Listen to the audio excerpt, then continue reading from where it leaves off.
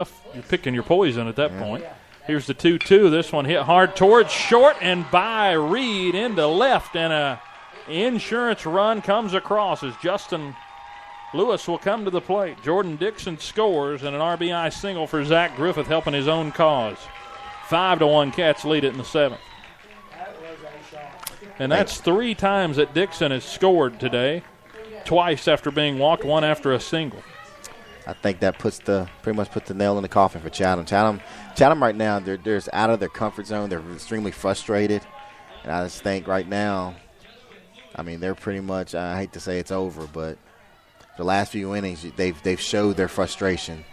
You know, yeah, Podajecki still not happy out on the mound as he's still from the stretch with Griffith at first. That's actually Clifton pinch running, and a ground ball hit back to the mound. Podajecki will underhand toss to first, and there's 2 outs in the inning as Clifton reaches second and goes 1-3 to Lewis to get Lewis out, that is. And Anderson will now come to the plate. He's 1 for 3 on the day with an RBI single. But, you know, that last play there, the shortstop, I know he's playing in. That would have been a tough play. But we've made, for us, we've made those tough plays.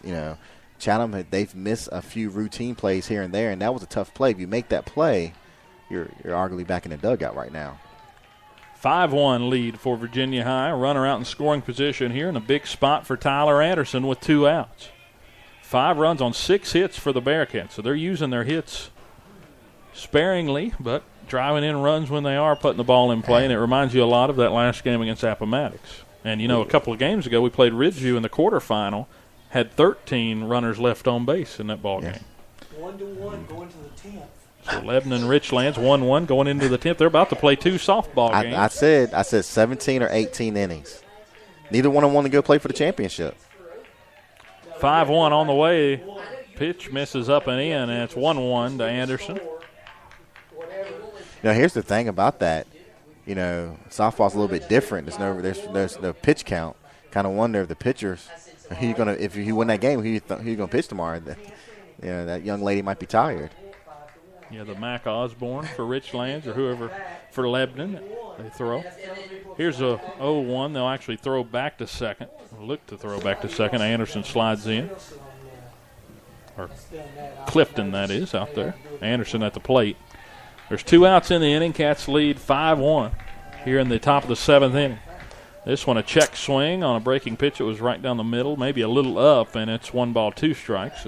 If you look out the scoreboard, I think the most frustrating thing with Chatham, they're not used to looking on the scoreboard and seeing just 2 hits.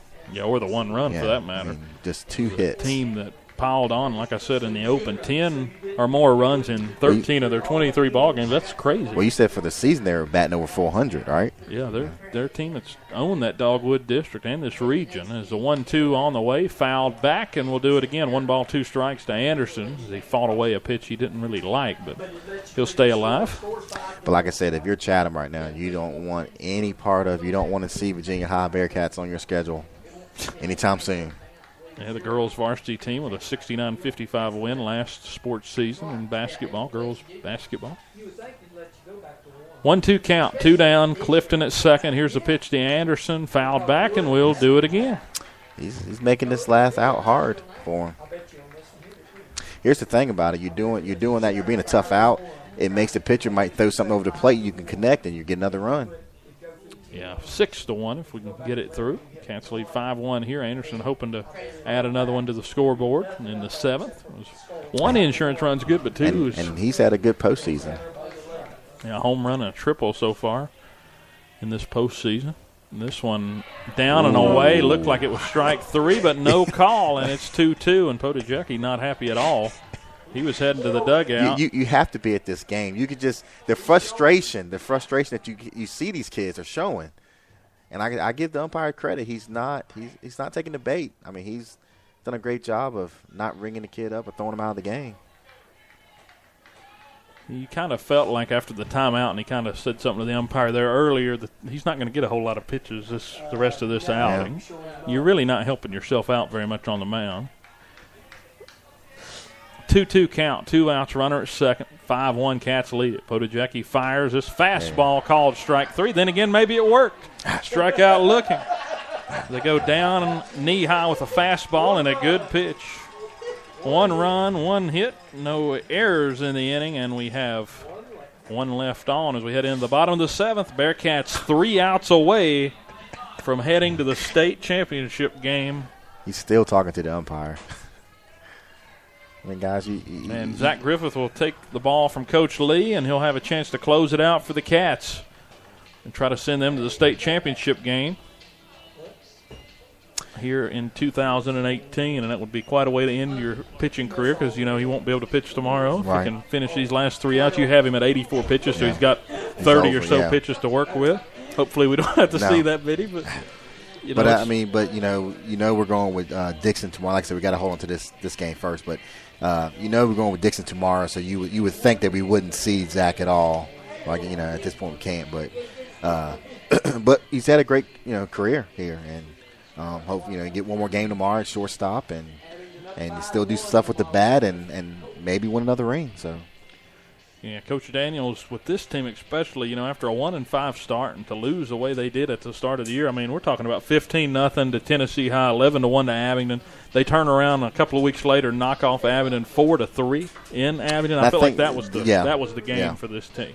Well, that was the hump they got. Well, we related to the girls' basketball. We got off to a slow start, but you play tough teams at the beginning, and then granted, blowout wins for the other team, but you still say, guys, we play some really tough teams. If we can, just stay with it, continue to get better, and run through the district, we're going to be right where we want to be at the end of the year. And that's exactly what they did. And like you said, at Abingdon, that's a big win. I think that, I agree with you. I think that turned the season around. And also the fact that the district wasn't a walk-through this year. This year you had Lebanon and Tazewell. Well, we weren't predicted to win it. Tazewell was predicted to win the district. It was a tough district this year with those top 3, and it came down to the last ball game.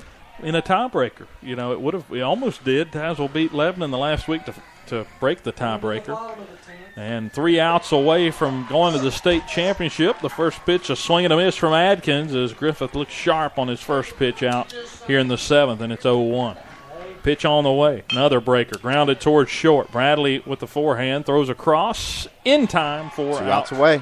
Number 1 here in the 7th, and the crowd coming alive down there in the orange and black. Goes 6-3 on the ground out, and Chatham down to their final 2 outs of the afternoon here in the bottom of the 7th inning, trailing 5-1. And right now, again, we got to finish this game. But if you're Chatham, you're a young team, you have one senior in your team, you're going to, there's a good chance that you should be back in this situation next year. This one nubbed foul off the bat of Dalton, or off the bat of Adkins, that is. That's not a swing you want to see when you're down. No. You're chasing something inside.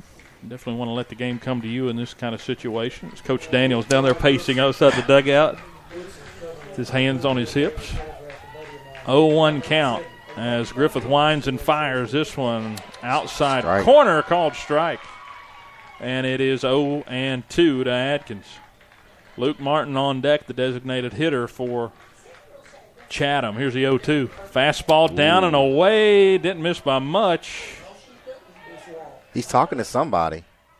Yeah, he kind of motioned over to the crowd and pointed about how far the ball was from the plate. Now the coach for Chatham going to come down and have a couple of words. Definitely don't want to see that. A player getting into it with the crowd or dugout. I don't know where he was going with that, but kind of pointed off and said that the ball was a few inches off the plate. But measured it off with his hands. This is a young ball club, and you said it earlier. Maybe it's not used to the situation. Right. It's a ball club that's not used to losing, and this is a big game, and they're a young ball club. Like I said, there's a good chance they'll be back next year. They're not used to being in the situation. That one fouled straight back, and it's still 1-2 to Bray Adkins. He's 0 for 2 on the day with a ground out and a strikeout looking. And it's hard. And it's hard to deal with losing when you haven't lost a lot in the season. 1-2 pitch, a breaking ball grounded down the line and foul past Haas at third. Still 1 ball, 2 strikes. Baseball's that sport. Don't get frustrated. Do something. Hit a home run here. Get on base, score. You strike out right here. It makes you look bad. Turn around and whoever you were saying something to, it's the player. Here's the pitch, down and away, missed. 2 balls, 2 strikes to Bray Adkins. Luke Martin on deck. Let's see where Griffith goes here with a 2-2 count. Here's the pitch. Breaking ball inside. Didn't miss by much. 3 balls, 2 strikes to Adkins. Definitely don't want to give up a freebie here in the 7th. No. We'll see where Griffith goes. This game's not over yet.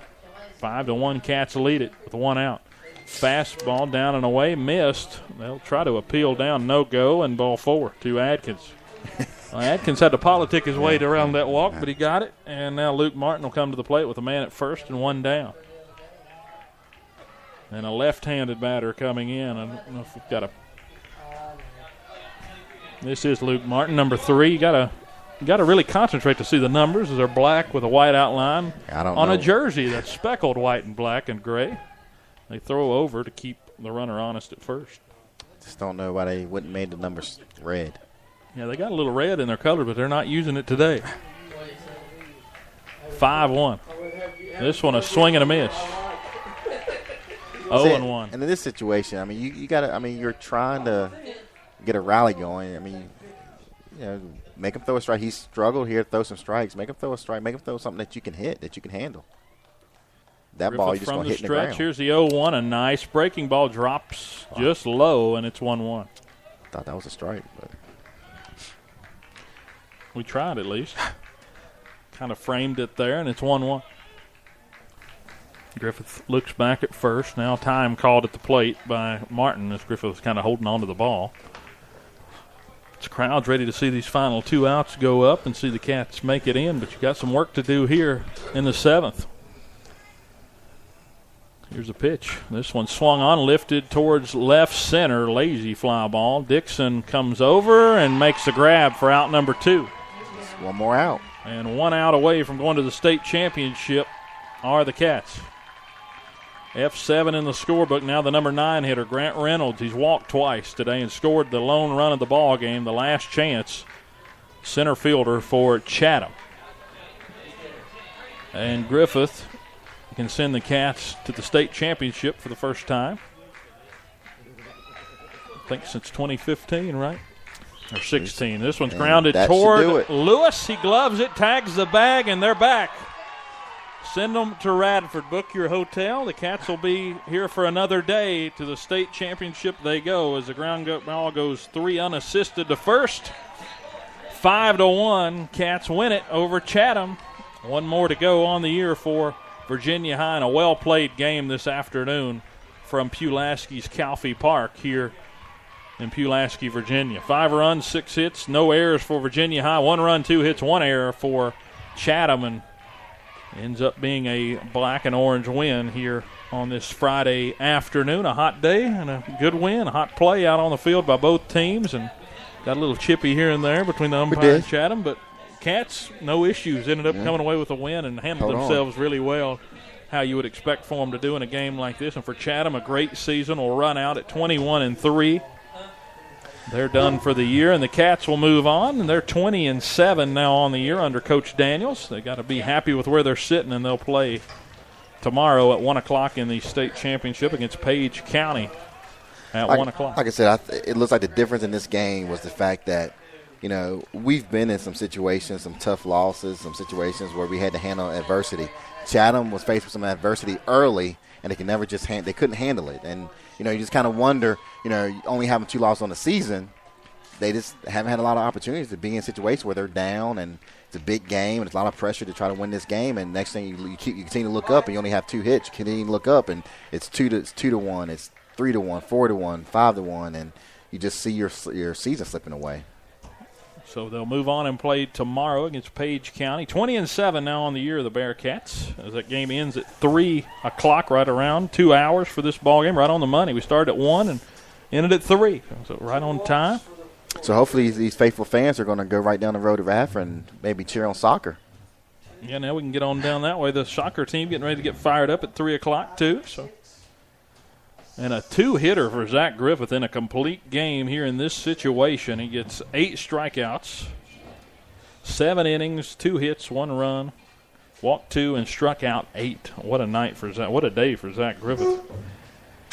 They talked about him in the news yesterday. Got to talk a little bit about Zach and the senior coming through in a big game, and that's what you got to do if you're the Cats. And now you're perfectly set up. You got your what some people deem the ace. We might have saw the ace today, but Jordan Dixon not far off if he's not the ace, and Zach may say that Jordan's the